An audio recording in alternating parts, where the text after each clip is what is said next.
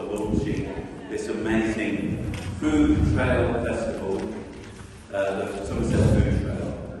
I remember many years ago, I think it was 2008, Glastonbury Transition Town did a local food guide, and I've written down what it was called. It was called A Celebration of Local Food. And the Transition Town crew, some of them might even be in this room today, we went around looking at where all the producers were in the vicinity of Glastonbury area. And one of the startling things we discovered was that the nearest large-scale vegetable grower was in Tintenhall, which is a long way away. So that led to an idea of trying to build up the resilience of this town in the area, so that should anything like global warming prove to be real, that we might have some way of providing an infrastructure, a resilient infrastructure locally.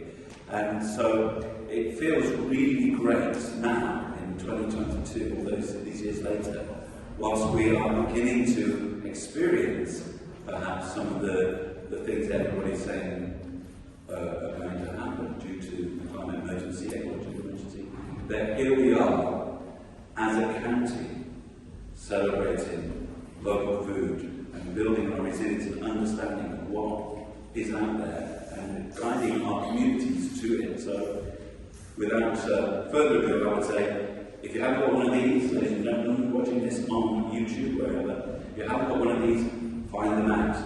I'm sure that you'll discover later on where they can come from. Imagine if you come to Glastonbury Information Centre, which is right next to Town Hall, we will have some. So, how did this happen? Well, I don't really know, but I do know someone who does. And I am very, very pleased to introduce my good friend, Stewart Crocker, who will tell you more about the Somerset Food Trail Festival. Thank you, Jon. What a grand introduction. I must say it's an absolute delight to be here today with amongst friends. I want to particularly highlight my fellow trustee, Liz Pickering here, but all of us I know are really in the groove about the need to encourage more and more people to grow and to consume sustainably grown food, locally produced, for all sorts of reasons. But before I get into what we're trying to achieve, let me say how pleased we are, delighted to be collaborating with Glastonbury Town Council, to working with Melissa and Sarah and your team, and together, after all, in this particular cluster, one amongst 12, you've managed to identify 24 sustainable businesses, growers, farmers, retailers, shops, restaurants, pubs, all involved in the sustainable food system, which is terrific. And of course that's replicated across the whole of Somerset. Well, we focused this time round, and this after all this is only really the second series out of the concept. We focused in an area predominantly to the east of the M5, right across to food. We have 12 clusters, and together we have just short of 190 enterprises, richly portrayed in the brochure which Jon highlighted. And really what it identifies for us all is, and frankly I think in organising it we've been amazed at the positive response we've received from so many businesses, farmers, growers who want to be part of this. And we've been amazed ourselves at the rich variety, the range and the richness of all of these like-minded enterprises across the food system. It's a joy to be able to believe. And frankly, we're very well aware that there's a great many, even in this area, that quite legitimately could be part of the trail, and maybe in future years will be, but they're not this time. So in future years, and we certainly hope this will become part of an annual calendar of celebrations, Jon was saying, of this approach to farming. We're hoping that more and more will become involved, and in fact we will deepen the visitor experience. More people will begin to appreciate both the deliciousness and the richness of everything that's around, but also by meeting personally with farmers and growers and growing produce sustainably, we'll begin to understand the range of benefits from choosing to buy sustainably grown produce, the benefits to our health, to the wider environment, to the local economy as well, as a matter of fact. Because what we're trying to do here is to empower people to feel that we together, if we operate together, can be part of the solution. And the solution I'm referring to, of course, is addressing climate change, nature recovery, public health. All of those things together can be solved by a drive to increase the land area devoted to nature-friendly farming. And we can all be part of that movement. So that's really our aim. And as a matter of fact, apart from all the obvious benefits that I've just identified, one has just, in the last 24 hours, really come to light, which we were unaware of before, and we haven't highlighted, but I think it's very important, is that by the very fact that producers find themselves amongst like-minded people in this brochure, we're discovering that the producers themselves are now finding a network that they can be part of in promoting their products. And we were with Oliver Dowdy on Friday, and apparently Jane is producing ciders, I'm sure you know, and Bloby, his wife Jane, has contacted many retail outlets and shops and restaurants here about possibly stocking their cider. Brilliant. And imagine if more and more do that. Then we'll be contributing not only to increasing demand, but also potentially to supply. And in the end, the two have to go hand in hand. But I'm just wondering, Melissa, I don't think I've got more of your time than you wish to, but I thought we might just talk a little bit about the food system and why and how it's broken. Would that be all right? Because the question is, so why are we doing all this?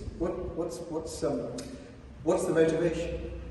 And we think, those of us involved in setting this up, all of us, many of us, about 30 of us actually in total, we think that the food system is broken, and it urgently needs to be renewed and repaired. But I'm curious to know, what do you think? I thought we might have just a brief moment of asking ourselves, so what do we think about the present food system?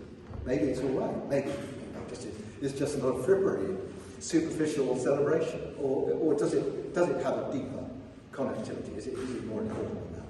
Does anyone have any ideas? There's a real disconnect between how your food grows and what they've got in front of them. They're really afraid to eat stuff. Ah, right. That's important. So there's a disconnect in people's minds. Yeah. That's right. And so people don't choose to buy or go out of their way to choose to buy sustainably produced food, do they? That's very important. Anything else? Yes, please.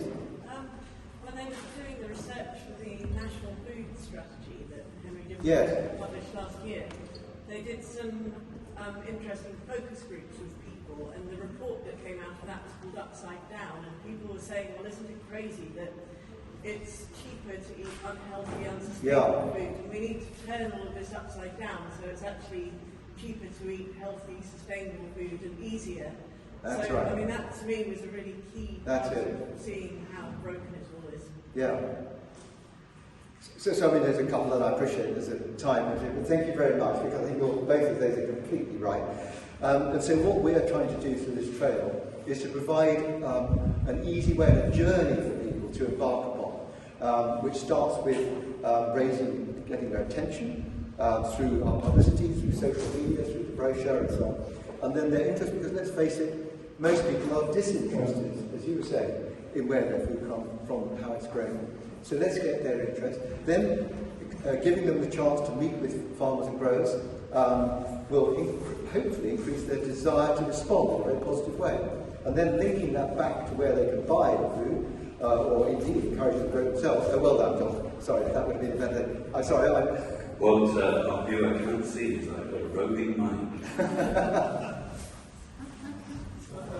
So, sorry, there's a thing going on. Oh, sorry. Okay. Thank you, Martin.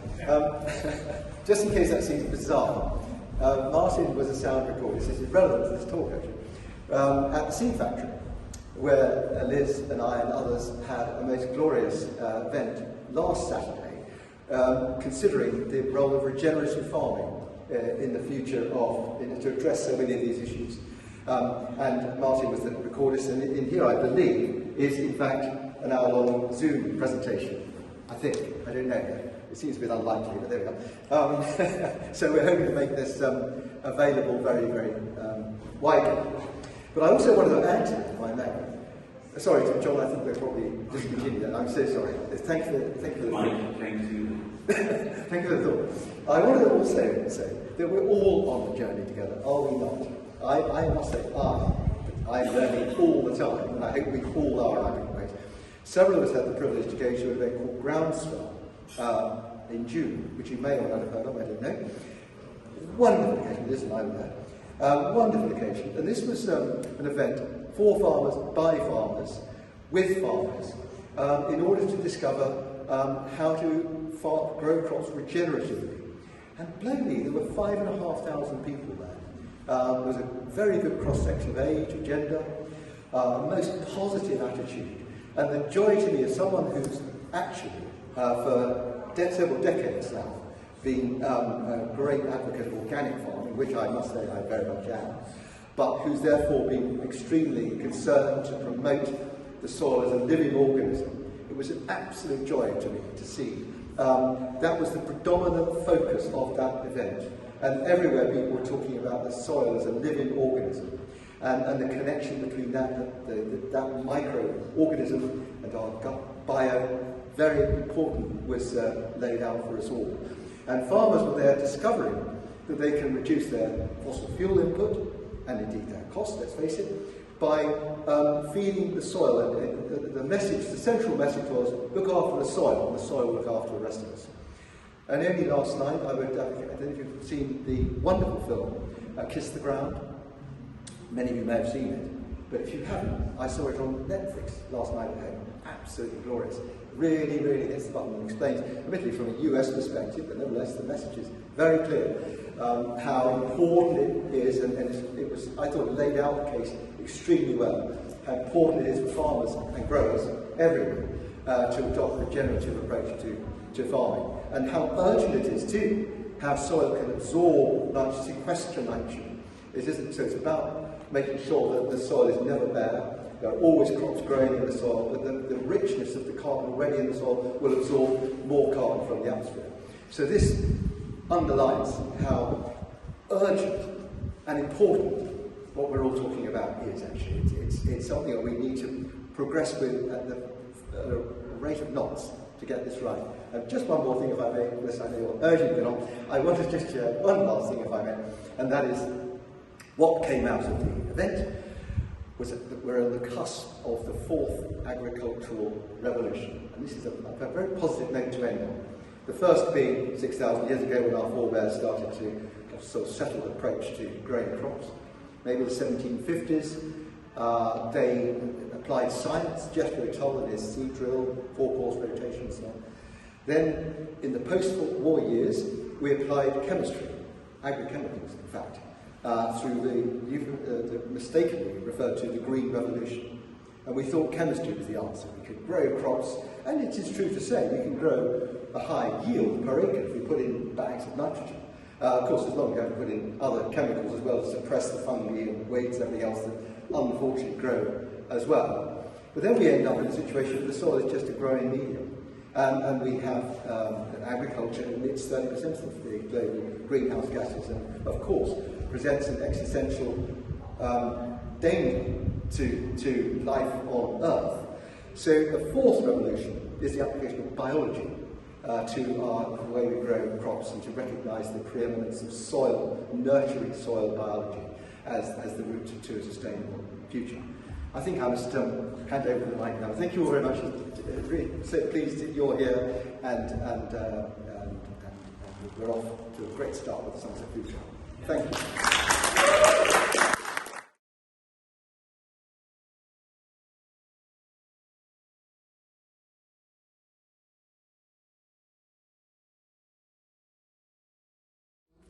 Thank you, Stewart. I'm going to talk briefly, just to set a context, some statistics, which is just what you wanted on a Sunday, hot Sunday morning. But just to sort of set a context on why we're talking about this. So I grew up in London, and I just ate food. I never questioned where it came from. I had no idea you could grow food. I just didn't know that was a thing. And it was only when I left London and had a bit of a garden that I started. That was my first harvest, and that was just amazed me. I'm just astounded by the fact that food comes out of the earth. It's amazing. Not out of a plastic supermarket. I'm just going to briefly talk about our approach at Glastonbury Town Council and the 5 areas of work that we look at, and then the impacts of the food system, and then some impacts on the food system of climate change, because there's two obviously different things going on, and then what's next. So at Glastonbury Town Council, we're trying to cut carbon emissions, and we're also trying to build resilience. We're working to build resilience over the long term. So we're doing this through 5 areas. Oh, thank you, John. Yeah, I forgot to shift it now.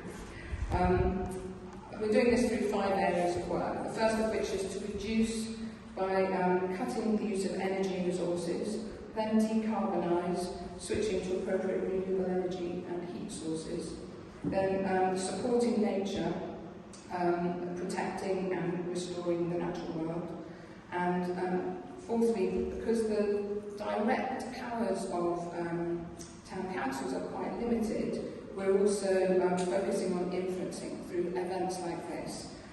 So listening to what people need, sharing what we're doing, supporting and campaigning.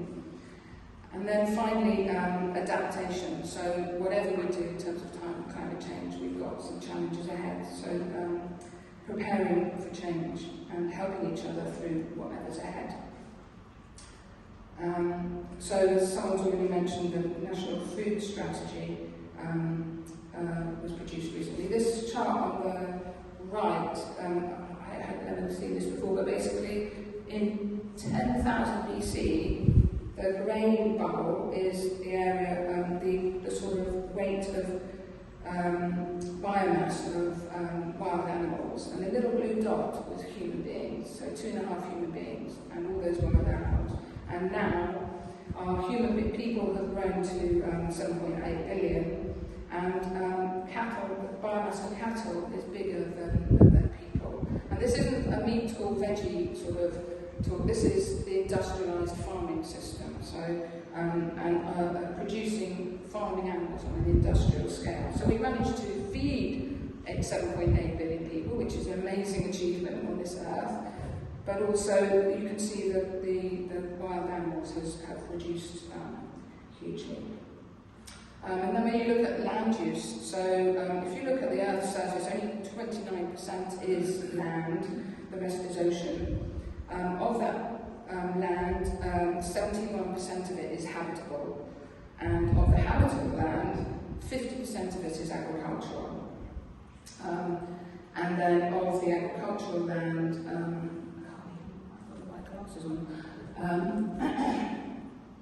77% is used for livestock, and you can see the 2 bars below relate to the amount of calories that are produced.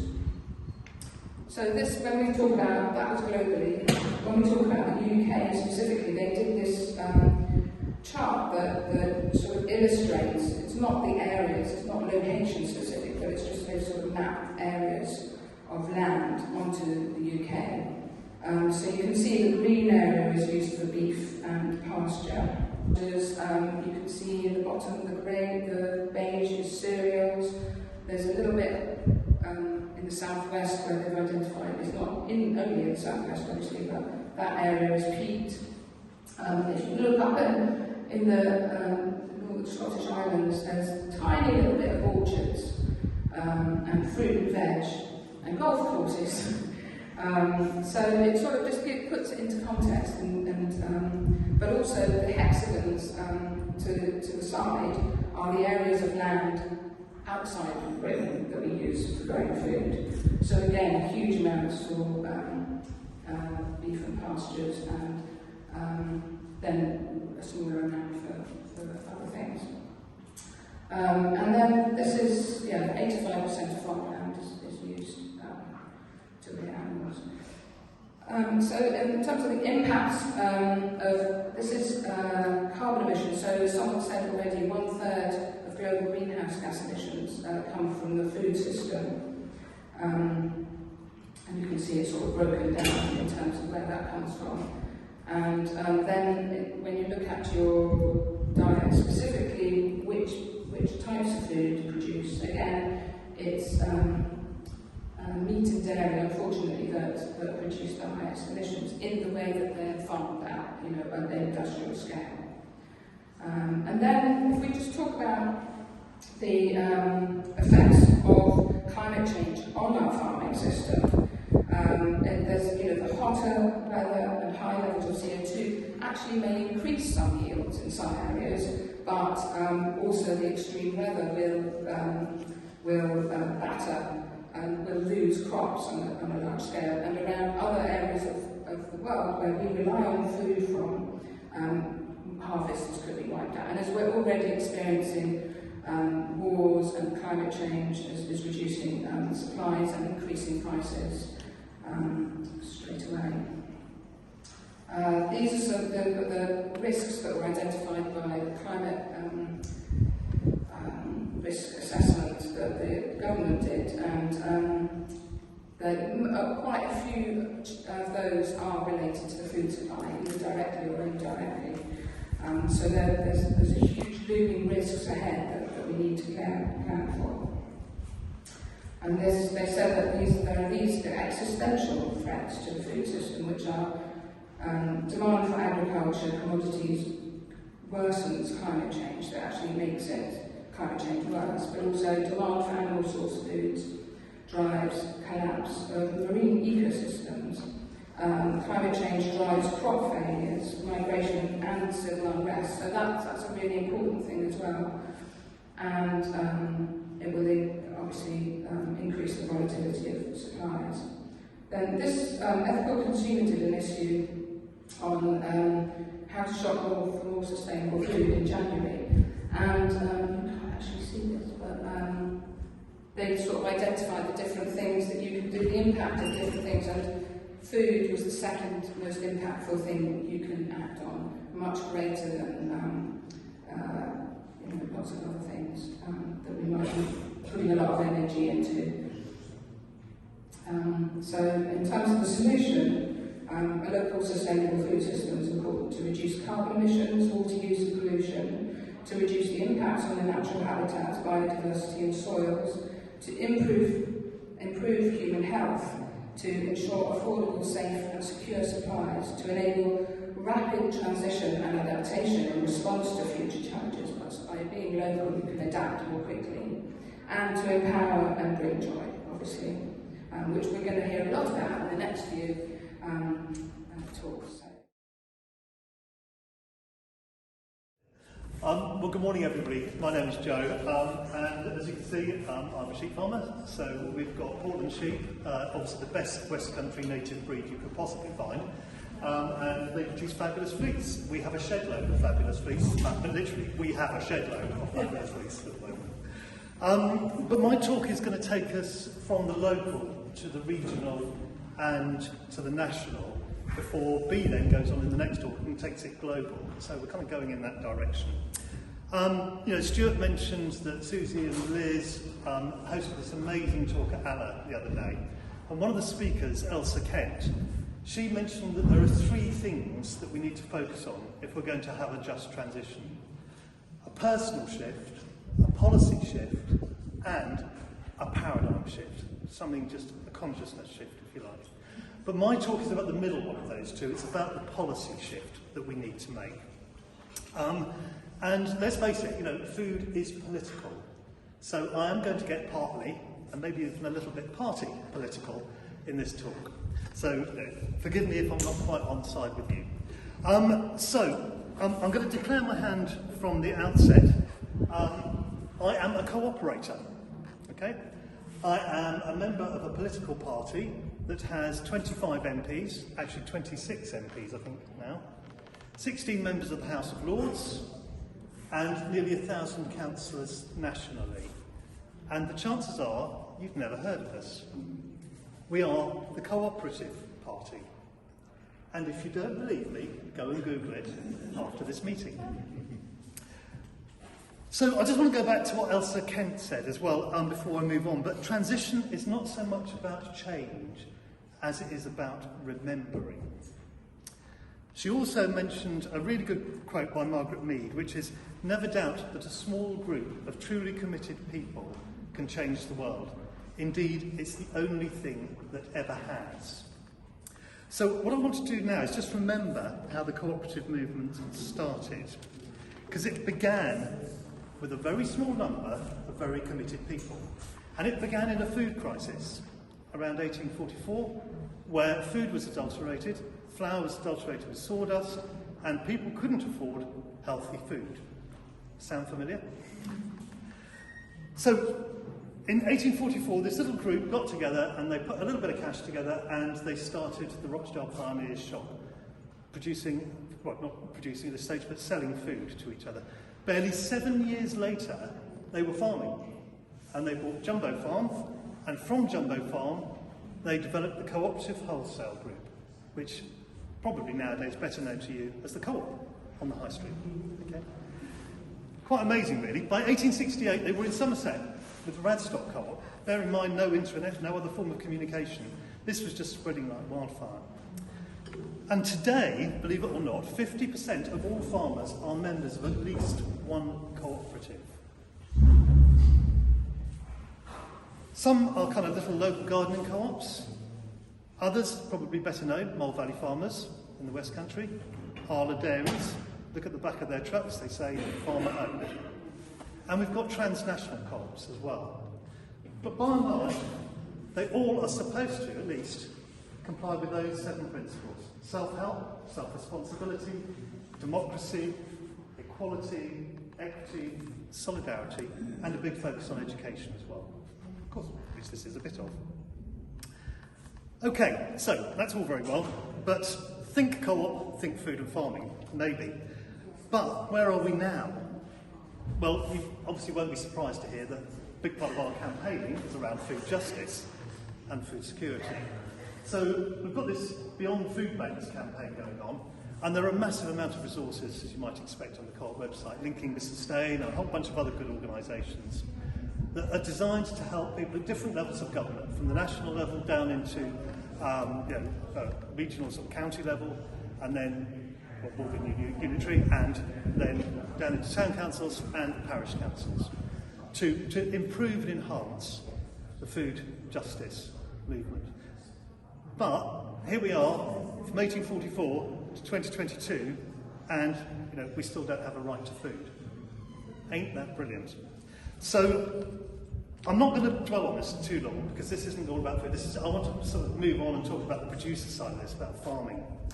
So how can we actually look at the future of farming? What are we doing within the cooperative movement?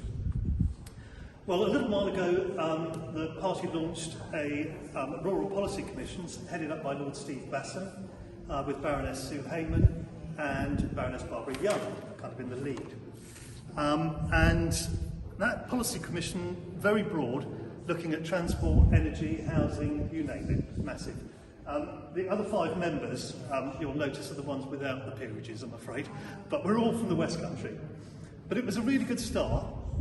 But it turned out it's just a little bit too broad for us to focus on food and farming, which is a massive area in its own right. So that will report shortly, and we'll be launching a new commission possibly, or certainly a work package, which Baroness Sue Hayman is going to lead, to focus on food and farming. And our first meeting is actually in 3 days' time. So this is pretty hot off the news, kind of off the press sort of stuff. Within the West Country, we've got a group which we call the 3F group, because it's the West Country Cooperative Food Farming and Fisheries Group, which becomes a little bit unwieldy, so we just call it 3F. We've adopted 3 principles that will be familiar to quite a few of you. The first principle, obviously, around ecological sustainability. The second, around food sovereignty. Could you hold your microphone? Sorry. Second, around food sovereignty. And the third, around economic democracy. All of these are derived, if you like, from the cooperative principles. but they are a little bit different because they can't be brought up to date for the modern world, focusing on the environmental component as well as the social justice component. So we're hoping that those will be adopted centrally by the party as part of what we're going to take forward. But this is about how we move towards a vision. That's a bit of a big thing, isn't it? You know, vision could be anything, really. But the first thing we've got to do is work out what visioning tool we're going to use. And there are a variety of models that academics have developed. This one's called the 3 Horizons model. It's not rocket science, it's where are we now, where do we want to be, and how do we get there? But it all gets a little bit more complex when you start trying to communicate with people and populate that model. We've got quite a good start within our 3F group, in that we've got quite a few good relationships going already. So you've got the cooperative rural policy, which is in the middle, our West Country group, giving a regional focus for that. We're then linked up with the all-party parliamentary groups, particularly the APPG on agroecology, and Christina Rees, MP, a co-operator, is the chair of that group. Note that title, all-party parliamentary group. You know, this is about cooperation, about working across the piece. So it is party political, but it's also non-party political in terms of our focuses around cooperation. That feeds into Jim McMahon, who is currently the Shadow Environment Secretary, who also just happens to be the chair of the Cooperative Party, which is a bit convenient. And Baroness Sue Hayman, who leads for us in the Lords, and Daniel Zeitler, who is the Shadow Minister for Food, Farming and Fisheries. So we're a little bit well wired in, which is good. But we're also communicating with the stakeholders.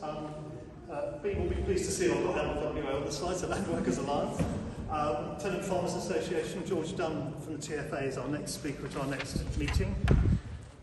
We've got the National Farmers Union, obviously, organisations like Sustain and the Plunkett Foundation, who are also significant players in the policy area. But where we now need to go, where we really want to go, is to focus on communicating with cooperatives at all sorts of scales, and to hear the voices of people who don't normally get heard. So, you know, Arla Dairies are going to have a big voice, aren't they?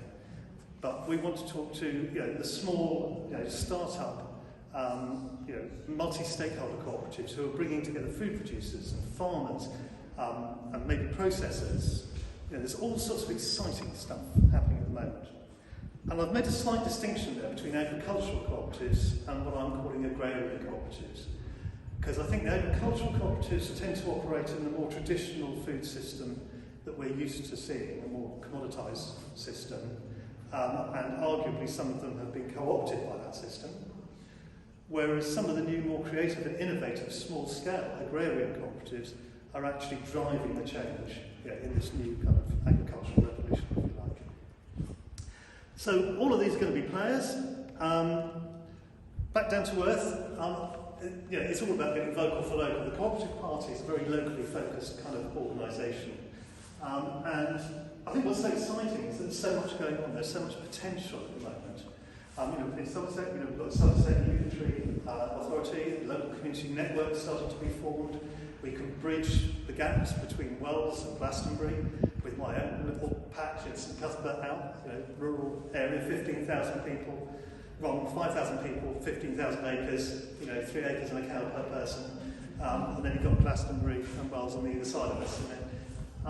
So there's a lot of opportunity, getting power to the parish, doing things at the local level, the town deal for Glastonbury, and getting local pioneers working, building a cooperative movement from the ground up. Somerset Food Trail, the fridge, walk out the door, we've got the community fridge there. Fair trade, it's a fair trade town. Thinking about their farmers markets, farmer markets, thank you very much for that in Glastonbury. And farm hats and workshops, which maybe people will say a little bit more about. This is farmer-to-farmer communication, because fair play. I'm a sheep farmer. Do I listen to a grower? Do I have? But I will listen to another sheep farmer talking to me. And so that's part of this, this moving things along, because it actually makes sense when you talk to someone who understands what you do, rather than someone who's coming in with an airy-fairy political view on what we should be doing, as opposed to actually coming along and helping us pull the weeds out. So that's kind of part of that whole thing. it's a really exciting time. I think there is a real shift happening. Stewart says it's an agricultural revolution. I don't think it is. I think it's an agricultural renaissance. I think we're remembering. And now we in the cooperative movement, we need to remember that energy and that excitement that started this process off.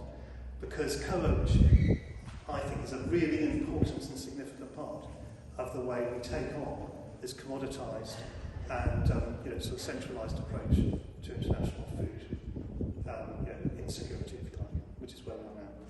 So it was partly party political, so forgive me for that. What can you do about it? Well, at the very end there, there's a little thing there that says FOFO, which is, I'm going to interpret that as follow the food trail. But when I was at college, we used to say F off and find out. And on that note, I'm just going to give a final quote, which is from Jake Fines, who runs the 25,000-acre Holcombe estate in Norfolk. And he said, just check the children in the... Oh, there isn't one coming in. Okay, the natural world is not totally stuffed. He's the F word. We can fix it. Too right, we can. We just need to do it. So, please enjoy the food trail, and when we've done that, hopefully after the event, I would love to hear from you. We'll hopefully be getting the 3F group underway in the party. I would love to hear your views, so please do email me or make contact with me as I'm circulating around. Thank you very much.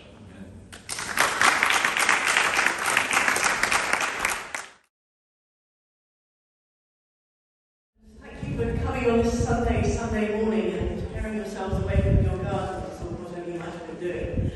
I'm very impressed by the level of speakers so far, and so I hope I can match up to that. It's been really, really fascinating.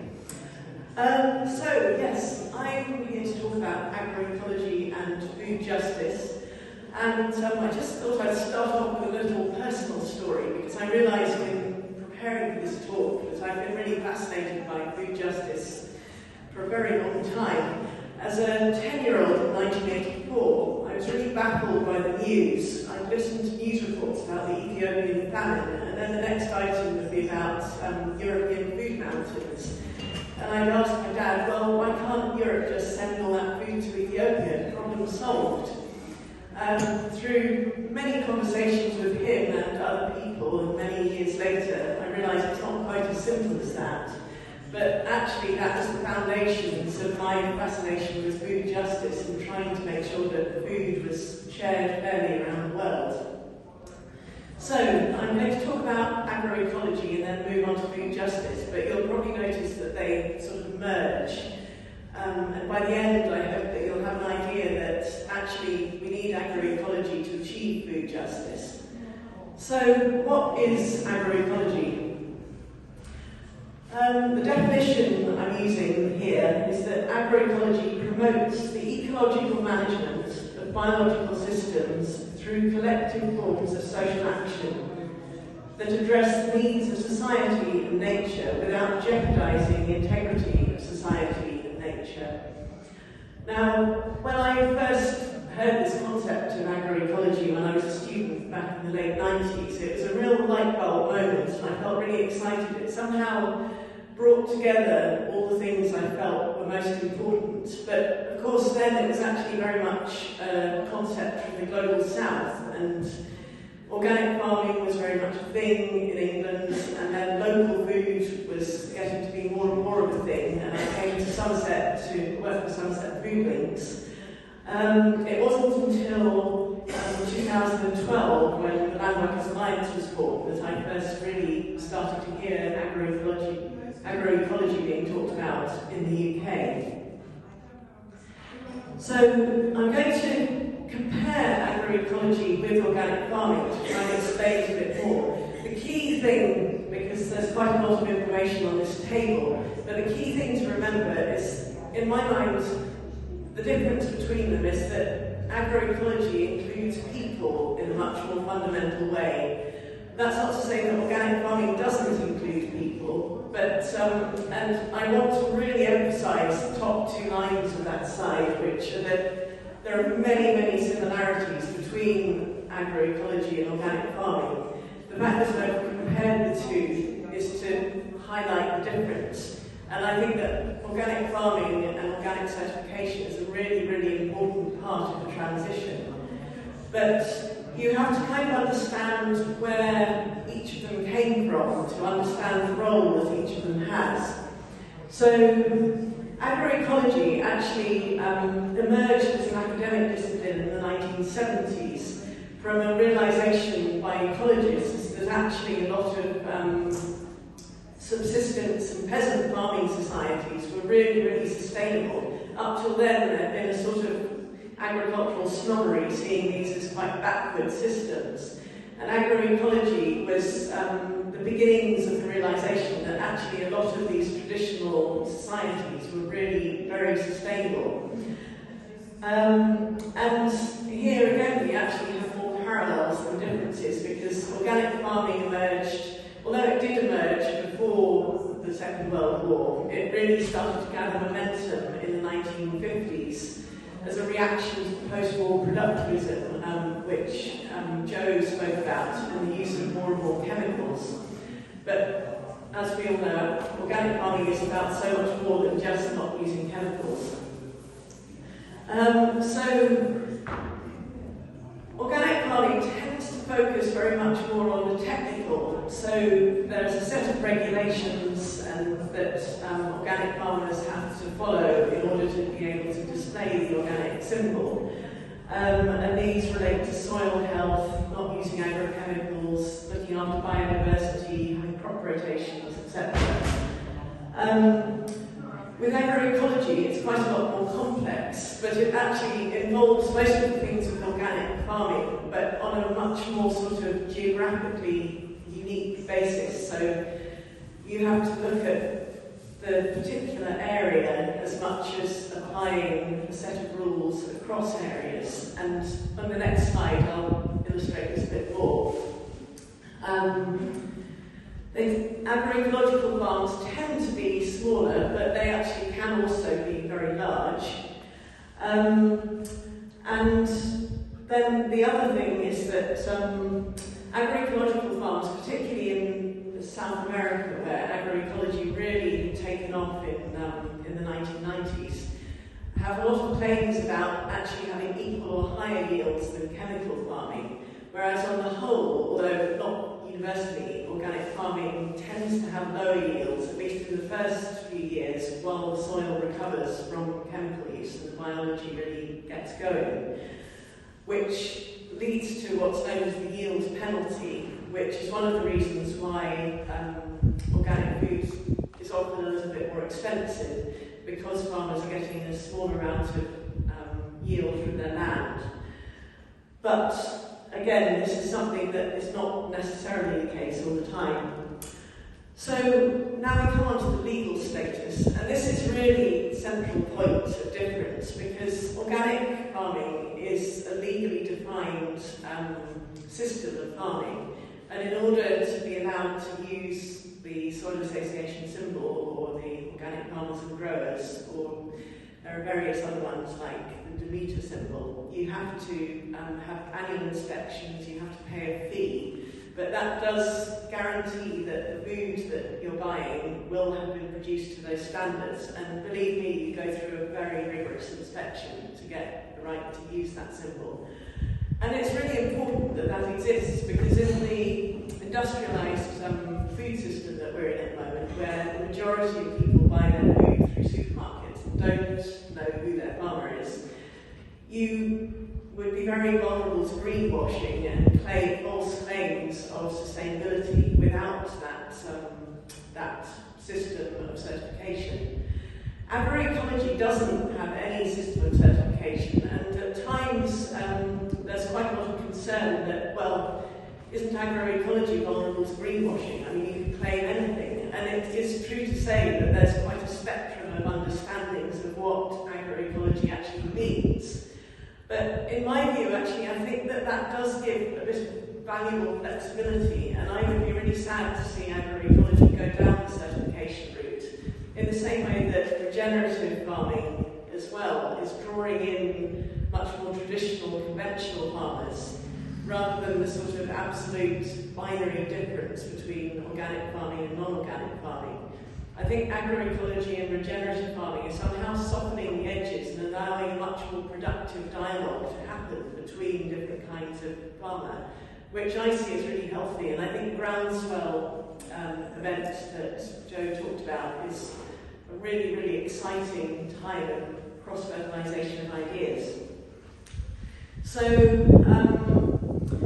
yes, the other thing that I think really marks out agroecology, although again there's a lot of similarity with organic farming, is that the supply chains tend to be local. There's much more close connection between the farmer and the consumer with agroecology.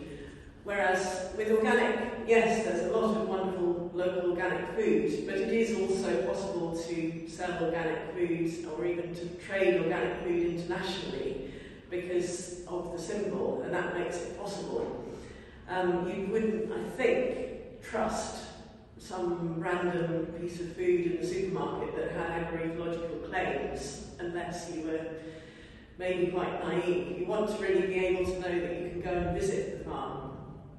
So, and then finally, there's a bit of an issue around food pricing. I would say there's not a really standard rule with agroecological food. It can be cheaper or the same price or more expensive than conventionally produced food. Whereas on the whole, organic food tends to be a little bit more expensive, although certainly not all the time.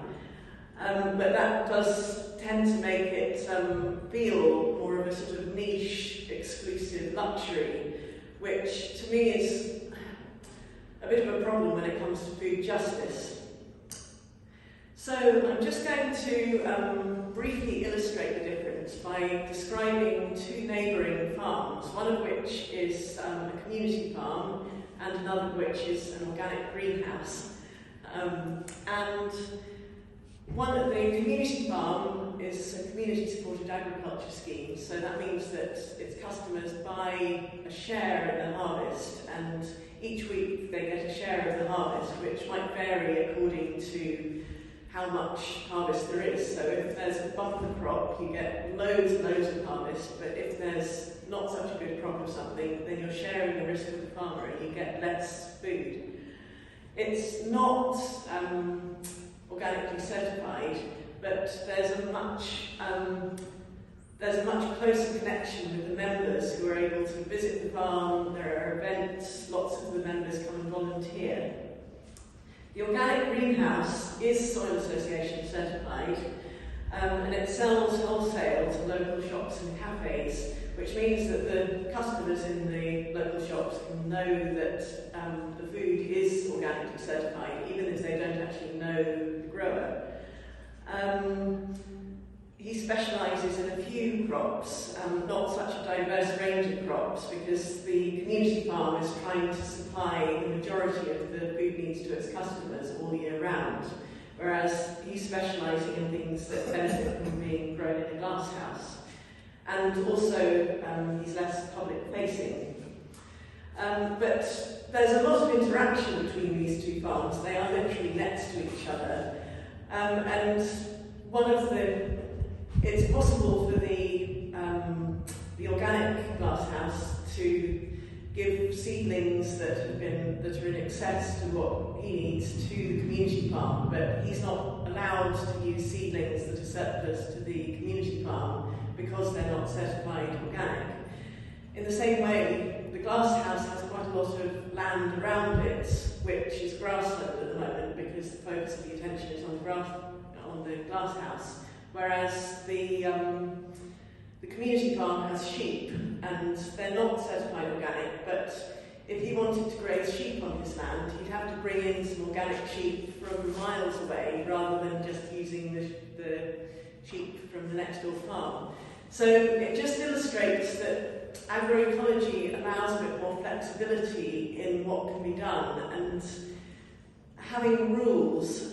Someone I used to work for said regulations turn people into liars, which I kind of have learned to understand more and more through the years, because I absolutely believe in the rules that organic certification makes you follow, but I also understand that there are contradictions within it. So I hope now, I realise I've really laboured this point about the difference between organic and agroecology, and I really want you to understand that I see both of them, as well as regenerative, as well as biodynamic, as well as permaculture, they're all like tools in a box, and we actually need all of them in order to make the transition to a fairer, greener farming system. We don't need to play them off against each other, but they all have a really important role. So, I seem to have lost some of the print at the top of this. Anyway, I've got a definition here of food sovereignty, and I'm sorry if I'm going to bamboozle you with a few technical terms. Food sovereignty is the right of people to healthy, culturally appropriate food produced through ecologically sound and sustainable methods, and their right to define their own food and agriculture systems. And this has led, the movement for food sovereignty is led by Landworkers, which is a global peasant movement which unites people to fight injustice in the food system. And so I'm going to move on now to talk a little bit about Landworkers Alliance. How am I doing for time? Okay. So, food sovereignty in the UK, I'll just run quickly through this because food sovereignty first really came to the UK in 2012 with an initial food sovereignty gathering at Organic Lee, an organic market garden in northeast London. And that was bringing this movement that had been sort of global to Britain. And one of the things that happened there was that there were quite a lot of land workers there who said, well, how are we actually going to put this into practice? And we need a union for bringing agroecology and food sovereignty into the UK and into farming systems and to give a political voice to land workers. And so the Landworkers Alliance was formed actually almost 10 years ago to this week. Yes, I think it was around about the 20th of July. So the Landworkers Alliance, which I'll talk about in a minute, formed, and there was a second food sovereignty gathering in Hebden Bridge, at which we developed a document called the People's Food Policy, which I haven't got enough time really to talk about here, but if you Google it, you'll see this is a manifesto of the way we think that the food system could be run if it was run according to food sovereignty principles. And then there's going to be a third food sovereignty gathering in Gloucestershire this September called Food in Our Hands, which is being organised by Landworkers Alliance. So just very quickly to explain, Landworkers Alliance is a union of agroecological land workers, and it's the UK branch of Landworkers. And we have about, well, over 2,000 members, plus, and all of our members, our full members, have to be land workers. They can be farmers, growers, foresters, land-based crafts workers, and they all have to, in order to join, we have to sign up to various principles of food sovereignty, which relate to sustainable farming, food justice, and so forth. And we do a whole range of things, from campaigning and advocacy for agroecological farmers to training, skills sharing, and solidarity is a really, really important part of what we're about. So, just moving quickly on to food justice. When I was thinking about it for this talk, the thing that initially came to mind with me with food justice is making sure that everyone has enough food to eat. But then when I unpacked it a bit more, I realised that actually so much of what we do in Landworkers Alliance is about food justice, because you also have to have access to the means of production and a living wage. And you can't have a food justice, a just food system based on cheap food, because if people who are working in the food system, whether it's the industrialized or the agroecological or organic food system, if they're not earning enough to live on, then that's not just either. So within Landworkers Alliance, we're working on a number of fronts. We're looking at access to land, access to capital for investing in businesses, training so that our members can actually run productive, economically viable, really sustainable businesses. The Better Food Traders is another organisation we work with very closely, which is like the Landworkers Alliance for retailers, and basically they're looking at the role of retail in creating a better food system, because while direct marketing is wonderful, not every farmer also wants to spend a big proportion of their time doing the marketing. So there's a role for the middleman. Middlemen aren't bad, but it's how being a middleman is done that's the critical thing. And Better Food Traders is like a certification scheme for middlemen or women to show that they're actually making sure that everyone's getting a decent wage across the food system, that the food they're trading is sustainable. And I'd really encourage you to look up Better Food Traders. So yes, it was a real light bulb moment when I was at the second food sovereignty gathering to realise that actually food justice really means people like workers in McDonald's or distribution workers. They deserve food justice just as much as an organic farmer, or I mean, it can be easy to feel, right, we're the ones who are doing all the great work, but actually so many people don't have even much of a choice about the work they do. And food justice won't be achieved until all of those people are having rewarding, joyful, satisfying and well-paid work. So finally, I'll just touch briefly on our international solidarity work, because we're very keen to not just be focused locally and regionally, but working in solidarity with other land movements and food movements. So we've got a campaign going on at the moment, which is a campaign for fair pay for migrant workers, and working particularly with tomato pickers in Spain, and campaigning to make sure that the UK's supermarkets that sell those tomatoes are upholding union principles and paying them fair wages. We've also got a campaign against the Export of Ban Pesticides. You may not know this, but at the moment, paraquat, which is a pesticide which is banned for use in the UK, is still manufactured at a factory in Huddersfield and is exported to other countries. And this is the pesticide which is behind a lot of farmer suicides in India. Even if it's not a suicide, it's actually something that causes a lot of health problems, not to mention all the biodiversity problems. And if it's banned in this country, it ought to just be banned. We shouldn't be exporting it. We did a lot of work at COP26, working in solidarity with smaller nations that weren't able to send so many delegates to COP26 to make sure their voices were being heard in the talks. And then finally, a really exciting initiative, my colleague Jyoti, who some of you might know, she's been building links with Brazilian farmers. There's a big Brazilian landless movement where people have actually squatted land to get access to land.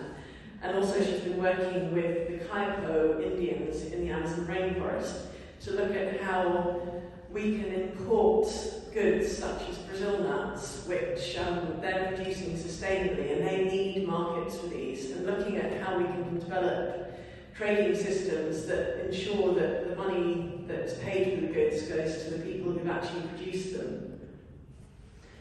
So, just very quickly, the access to healthy, sustainable food for all is a really hard nut to crack, and I don't feel like we've yet come up with a solution to it, because effectively within Landworkers Alliance we are saying food is too cheap at the moment.